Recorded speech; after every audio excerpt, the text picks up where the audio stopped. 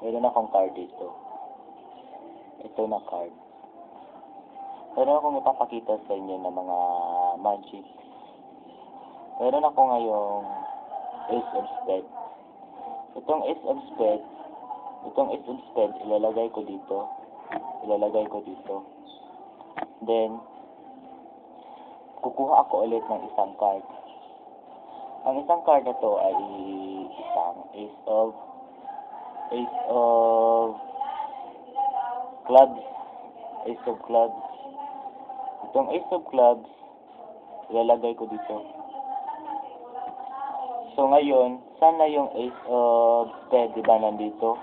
Kukunin ko yung Ace of Spades. Then, kukunin ko yung Ace of Spades. Sana yung Ace of Spades, diba nandito sa card? Ito.